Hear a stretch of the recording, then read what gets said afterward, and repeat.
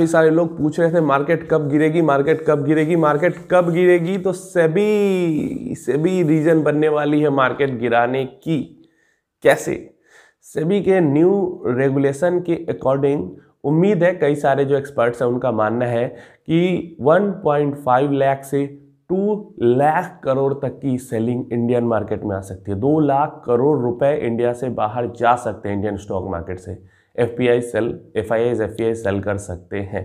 और 2 लाख अगले 6 महीने के अंदर ही, ऐसे भी एस्टिमेट्स हैं, तो 6 महीने के अंदर में 2 लाख करोड़ की सेलिंग होगी तो मार्केट के अंदर करेक्शन देखने को मिलेगा ही मिलेगा।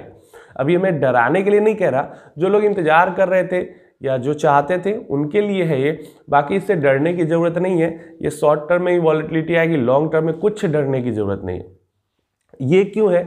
क्योंकि सेबी ने अगस्त 2023 में एक रूल लाया था, उसको थोड़ा इजी ऑफ कर दिया था, लेकिन अब 1 फरवरी 2024 से हार्ड करने वाली है इस रूल को और अप्लाई करने वाली है इस रूल को।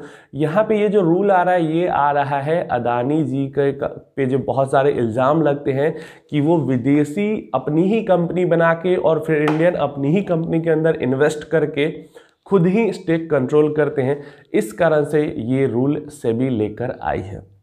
रूल ऐसा है कि कोई भी जो फॉरेन की कंपनी है, इन्वेस्टमेंट कंपनी है, जिसने इंडिया के अंदर इन्वेस्ट किया हुआ है और उसने अपने टोटल AUM का 50% से ज़्यादा किसी एक ही ग्रुप के अंदर इन्वेस्ट किया, जैसे अदानी की 10 कंपनी है, तो अगर 1 करोड़ रुपए किसी का टोटल AUM है फॉरेन की कंपनी का और 1 करोड़ में से 50 लाख से ज़्यादा रुपए अदानी जी की कंपनी में ही इन्वेस्ट किया हुआ है, या फिर टाटा ग्रुप की कंपनी है, 1 करोड़ रुपए है टोटल AUM, लेकिन 50 लाख से ज़्यादा सिर्फ टाटा ग्रुप की कंपनी में इन्वेस्ट किया हुआ है, तो ऐसे में, या फिर टोटल जो इन्वेस्टमेंट है बाहर की कंपनी का वो इंडिया के अंदर में 25,000 करोड़ से ज़्यादा है इंडियन मार्केट के अंदर में, ऐसे में, और वो भी मतलब सारी कंपनियों के पे ये नहीं लागू होगा, जो high risk FIIs investment firms हैं उनके ऊपर ये लागू होगा।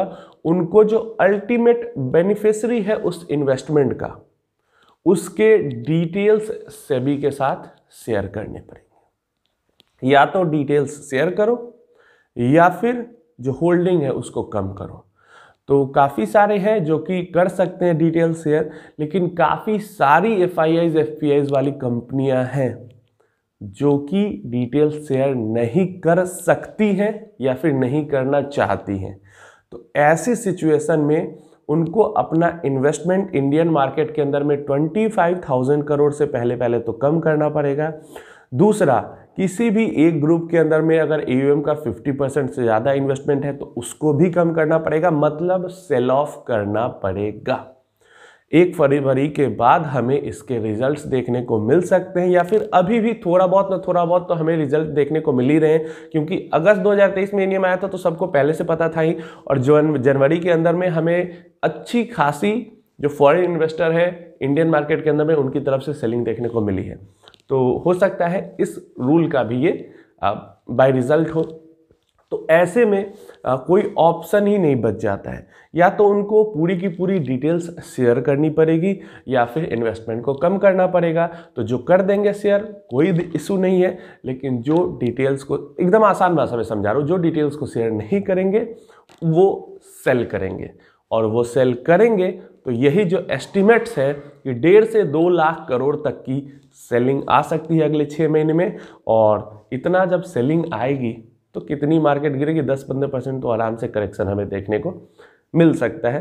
तो यही उम्मीद है अगले 6 महीने में। बाकी अपनी राय इस रूल रेगुलेशन के बारे में दे कमेंट में, क्योंकि ये 100% ही जो अदानी ग्रुप के ऊपर जो एलिगेशन लगे थे कि मॉरिशस में सेल कंपनीज बनाया हुआ है और वहाँ पे इनके भाई ही हैं वहाँ पे अल्टीमेट बेनिफिशियरी, और वहाँ से इन्होंने अपनी कंपनी के अंदर ही इन्वेस्टमेंट कर रखा है, क्योंकि according to SEBI rules India के अंदर कोई कंपनी स्टॉक मार्केट में लिस्टेड है तो वहाँ पे प्रमोटर 75% से ज़्यादा होल्डिंग नहीं रख सकते। तो अदानी ग्रुप के ऊपर ये इल्ज़ाम है कि 75% तो ऐसे है, प्लस खुद की कंपनी दूसरे देश में बना के और वहाँ से बाकी का स्टेक भी कंट्रोल कर रहे हैं। तो इसके कारण ये रूल आया है। अपनी राय कमेंट बॉक्स में दो, क्या लगता है क्या होगा क्या नहीं होगा कमेंट में।